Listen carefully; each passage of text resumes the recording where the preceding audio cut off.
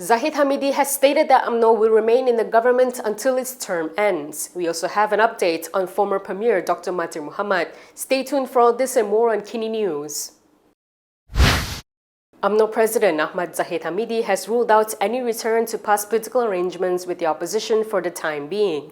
Zahid said the party had not confirmed any plans to revive old coalitions or political branding that had previously failed. He added that Umno would not engage in any form of tabok-atap maneuvers to topple the current administration. Kerana saya mempunyai pendirian daripada awal, parti juga mempunyai pendirian daripada awal. Kita tidak akan pernah melakukan tebuk atap pada kerajaan yang ada sekarang ini. Dan kita akan bersama-sama dengan kerajaan perpaduan ini hingga tamat penggal.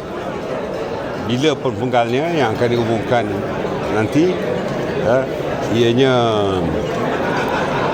adalah penggal yang secukupnya sebelum pilihan raya umum ke-16 diadakan. Kerjasama dengan pembangkang tu adakah juga nak revive balik mufakat nasional?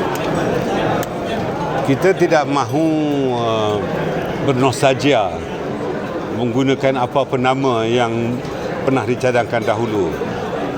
Dan kita belum memutamatkannya lagi. Itu sebabnya perincian penting. Kerana kita tidak mahu dipatuk oleh ular yang sama bagi kali yang kedua di tempat yang sama. Zahid also commented on the bill to cap the Prime Minister's tenure at a maximum of 10 years or 2 terms, calling it a game changer. Speaking to reporters this morning, he said the move has the potential to bring significant reforms to the country's governance system. Ini adalah merupakan satu game changer yang pada hemat saya kita tidak mahu supaya seseorang Perdana Menteri itu terlalu lama. Artinya overstay his or her welcome. Sebaik mana pun kalau terlalu lama, ini akan menimbulkan kesan saturasi, dan ini adalah merupakan satu langkah yang baik yang disarankan sendiri oleh Yang Amat Berhormat Perdana Menteri. So dalam sidang the next one lah, yang terkini yang bermula daripada 19 hari bulan Januari ini. Okey. Zahid added that the proposal was suggested by Prime Minister Anwar Ibrahim during a special cabinet meeting yesterday and received unanimous support from all cabinet members. Anwar, in his address at the Prime Minister's Department Monthly Assembly yesterday, said a bill to cap the Prime Minister's tenure at 2 terms will be tabled in Parliament sometime this year. Meanwhile, Bersih welcomed Anwar's announcement of the bill. Bersih Chairperson Faisal Aziz described the proposal as a model for other countries that practice the Westminster parliamentary system. In a post on X, Faisal said Malaysia could become the first country operating under the Westminster model to impose a term limit on the Prime Minister should the law be enacted. He added that implementing the reform would mark a significant milestone, placing Malaysia ahead of other Westminster nations. Faisal noted that limiting a Prime Minister's tenure would encourage incumbents to carry out policies and programs more efficiently and effectively. He described the move as a positive step forward in tackling corruption, malpractice, and abuse of power. According to him, the reform would also create opportunities for younger political leaders to emerge and indirectly help cultivate a healthier political culture by keeping leadership competition open. Faisal also praised the reintroduction of the Parliamentary Service Act 2025, which is expected to come into force later this year. He described the act as a core tenet of the Westminster system, saying it would reduce opportunities for abuse of power while strengthening checks and balances. The PSA received royal assent in July 2025 after being tabled in Parliament last year. From now on, you can also listen to KiniNews on Spotify and Apple Podcasts. Scan the QR code on the screen to follow us.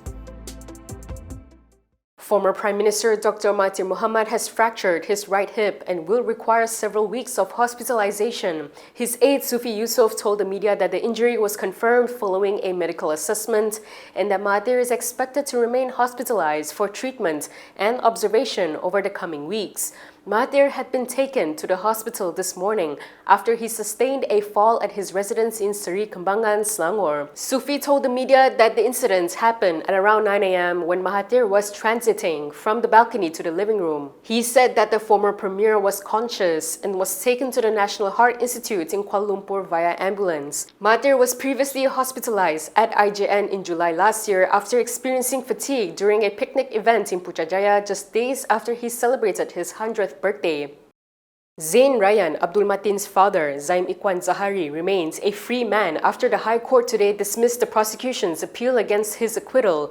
The appeal concerned a charge of neglecting the 6-year-old autistic child in a manner likely to cause physical harm. According to Bernama, Zayn's lawyer, Harish Mahadevan, said the prosecution informed the court this morning that it had filed a notice of withdrawal and did not wish to proceed with the appeal. He added that the High Court judge subsequently dismissed the public prosecutor's appeal. On July 21st last year, Sessions Court Judge Shahliza Warno acquitted and discharged Zayn after finding that the prosecution had failed to establish a prima facie case.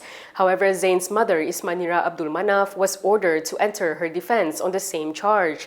Zayn and Ismanira were accused of neglecting Zayn in a manner likely to cause physical harm between noon on December 5th and 9:55 p.m. on December 6, 2023. On October 31st last year, the court found Ismanira guilty and sentenced her to 5 years imprisonment. If you like the stories we produce, consider supporting us by subscribing to Malaysia Kini. Click the link in the description below or scan the QR code on your screen to subscribe.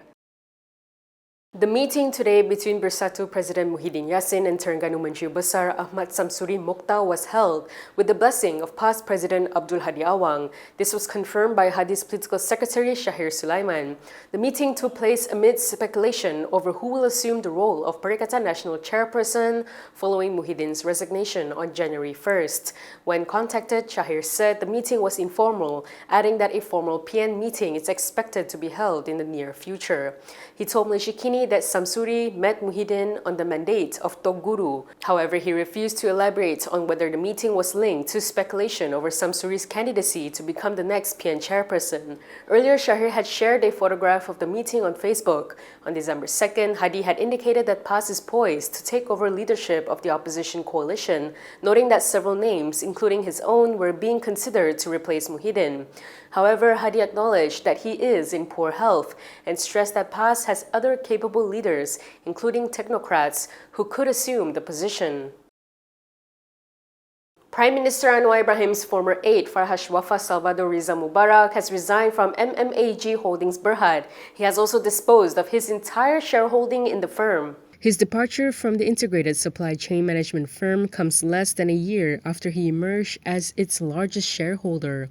According to the Newsrace Times, Farhash stepped down from his role as non-independent, non-executive chairperson with effect from January 2nd, citing personal commitments. Bursa Malaysia filings cited by the Daily stated that MMAG confirmed there were no disagreements with the board and no issues requiring shareholders' attention. A separate Bursa filing showed that Farhash ceased to be a substantial shareholder after disposing of 462 million shares through direct business transactions on December 31st, 2025.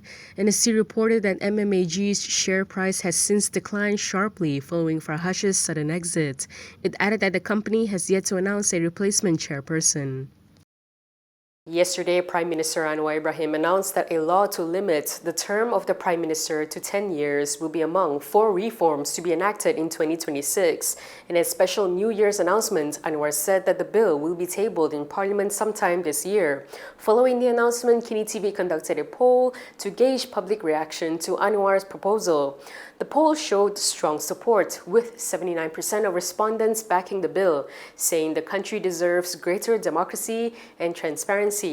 Meanwhile, 10% felt that imposing a 2-term limit could lead to political instability. 8% supported it, but said that it would require careful implementation. What are your views on the term limit for the PM position? Share your thoughts in the comments below. And that is all from me today. For more stories, you can go to KiniTv.com. You can also follow us on Instagram, X, YouTube, and Facebook for the latest news updates. I'm Camelia. Thanks for watching.